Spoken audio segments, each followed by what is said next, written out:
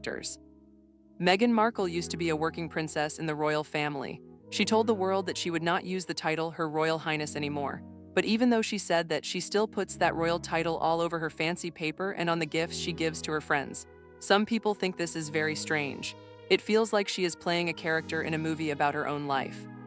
She wants everyone to think her life is like a fairy tale, and she tries hard to show the world that she and Prince Harry are very much in love. The internet is split into two big teams. One half of the internet thinks Meghan is treated very badly. They think people are mean to her for no reason and that she is the most unfairly judged woman in the world. The other half of the internet thinks she is a master at making herself look good. They think she has a slick image machine that helps her control what people see. Both sides are 100% sure they are right, and they argue about it all day long. This debate got even louder after Meghan appeared on a new podcast. In the podcast video, Meghan looked very emotional. Her eyes were shiny like she was about to cry, and her voice sounded a little bit shaky. When people saw this, the video spread across the internet in just a few hours. Millions of people watched it on TikTok, Instagram, and other apps. You couldn't even look at your phone without seeing her face. So many people listened to the episode that it became one of the most popular things on the internet that week. This shows that whether people like her or not, they definitely want to watch her. During the interview, Meghan talked about her family and the scary pressure of being watched by the whole world every single day. Her fans thought she was being very brave. They liked that she didn't seem like a stiff royal. They said she was being her true self and showing a side of her that the news never shows. But the people who don't like her thought she was acting. They noticed that she paused at just the right times and looked sad at just the right moments. They thought the whole thing was planned out to make people feel sorry for her. People also noticed something about the lady asking the questions. Her name is Jame Kern-Lima. She is not a regular reporter who asks hard questions. She is actually a very close friend of Meghan's. Because they are friends, Jame only said nice things. She talked about how Meghan inspires young girls. This made the interview feel more like two friends talking and less like a real news show. People felt like it was set up to make Meghan look like a hero. Jame kept telling the audience that Meghan had not seen the questions before they started talking. She said it over and over again. Usually that makes an interview feel more honest, but because she said it so many times, people started to get suspicious. It felt like she was trying too hard to sell a story. When someone keeps telling you I'm telling the truth, you sometimes start to wonder if they are lying. The whole show felt like a big cheerleading session, where Jame just agreed with everything Meghan said. Jame is actually a very smart billionaire who built a huge beauty company from scratch. She knows how to have tough conversations. So it was very weird to see her just nod and agree with everything without asking any hard questions. It made people feel like Meghan was in total control of the whole conversation. One person online said James sounded like a one-woman hype session. People started taking the interview apart to see what was real and what was fake. Right when everyone was talking about the podcast, Meghan's new brand put out a product. It sold out in only 30 minutes. At first, it looked like a giant success, but the internet started asking questions about how much stuff she actually had for sale. Experts say that selling out fast is an old trick. If you only have a few items and they all sell, you can tell the news you are sold out. This makes your brand look more popular than it really is. It creates a lot of buzz without spending money on ads. The timing of the product launch was also very interesting. The podcast came out right before the product was sold. This didn't seem like a mistake to many people. Fans said it was just smart business, but critics called it a rollout strategy. They think she used her sad personal stories to get people to pay attention so they would buy her things. When regular people, not just the ones who hate her, started noticing this, it became a bigger problem. People stopped talking about her stories and started talking about her sales tricks. One person online said it felt like the audience was being guided exactly where Meghan wanted them to go. Even so, the product was gone. Her supporters said the people being mean were just tired of seeing a successful woman. They said it takes a lot of hard work to start a company on your own, especially after leaving the royal family. The fight about the 30-minute sellout lasted much longer than the sale itself. Then, Meghan was mentioned in a big magazine as one of the most influential women. You might think this would be a great moment for her, but it actually made people even more upset. People asked, what did she do to deserve this? They wondered if she was on the list because of her charity work or just because she is famous for being a royal. It turns out she wasn't even on the official list for the year. She just went to a special meeting for the magazine.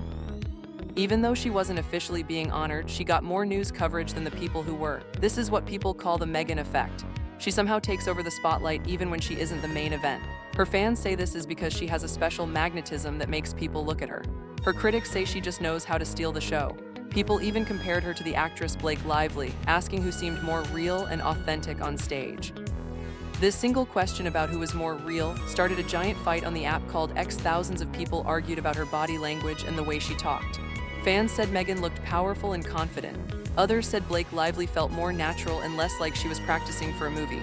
Neither side would change their minds, and the fight went on for days. This shows that Meghan doesn't even have to be the main event to become the biggest story in the room. While all of this was happening, Prince Harry did a serious interview with the BBC. He looked very sad, like he had a lot of heavy things on his mind. He talked about his father, King Charles, and said he wants to be part of his family again.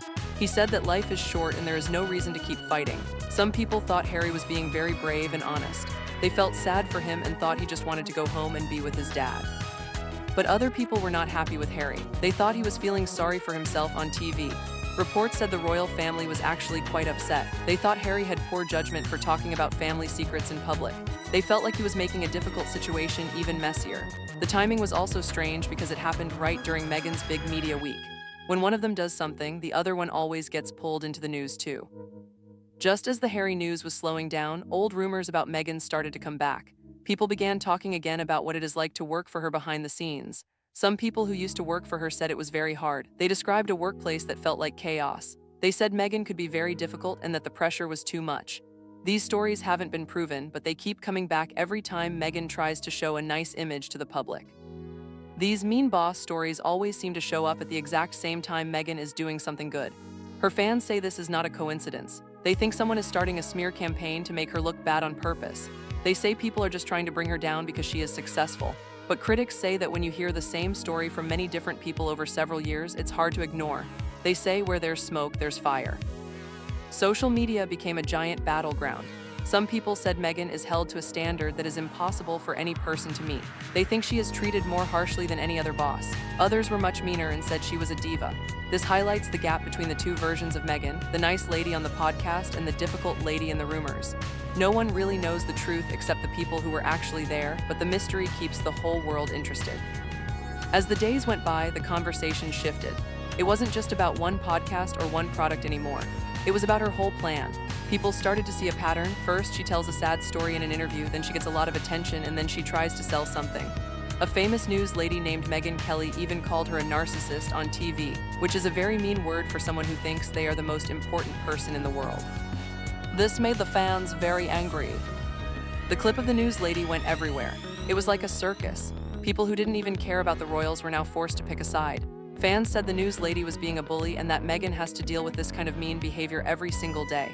The fighting just made the video more popular because the internet loves it when people argue. At the same time, a report said that some big companies didn't want to work with Meghan because she makes people argue too much. This brings up a big question. Are people getting tired of the drama? Experts use the phrase audience fatigue. This is what happens when you hear the same story too many times and you just want to turn it off. Some experts think Meghan and Harry are close to a point where people will just stop caring. They think that if everything is always a big emotional drama, people will eventually get bored and move on to something else. However, other experts think that being talked about, even for bad reasons, is a good thing in the world of fame. They say that controversy is currency, which means that as long as people are fighting about you, you are still famous and can still make money. To these people, Meghan and Harry are still winning because nobody can stop talking about them. They think that being hated is actually better than being forgotten. But many people in the entertainment business say the time for buzz is over. They think Meghan and Harry need to actually show that they can do good work. They can't just keep talking about their feelings forever. They need to create a show or a product that everyone thinks is great. One executive said they need undeniable results now. That is a very hard thing to do when half the world is already waiting for you to fail. Meghan's fans are still very loyal. They see a woman who refuses to give up no matter how much people pick her apart. They think she is a hero for leaving a suffocating royal life and trying to build something new. To them, her strength is inspiring. They will always be there to defend her. But the critics will also always be there to point out the patterns and the slick marketing moves. Both sides are digging in their heels. What is really interesting is that both sides might be a little bit right. Maybe Meghan is a brave woman who is dealing with a lot of mean people. And maybe she is also a very smart businessperson who knows exactly how to use the news to sell things. Those two things can both be true at the same time. But the internet doesn't like things to be complicated. People like to pick a team, Team Meghan or Team Critic. No matter what you think, Meghan Markle is one of the most famous people on the planet. She can change the whole conversation just by walking into a room. She sparks more debate with one interview than most people do in their whole lives. The next part of her story is what everyone is waiting for. Will she be able to show the world that she is more than just a headline? Only time will tell if she can build a real empire that lasts. The world is still watching every single move she makes. Some people are watching because they love her, and some are watching because they want to see what happens next. It is a giant story that never seems to end. Every time we think it's over, something new happens to start the fight all over again. That is just the way it goes when you are talking about the drama and the long history between the Windsors.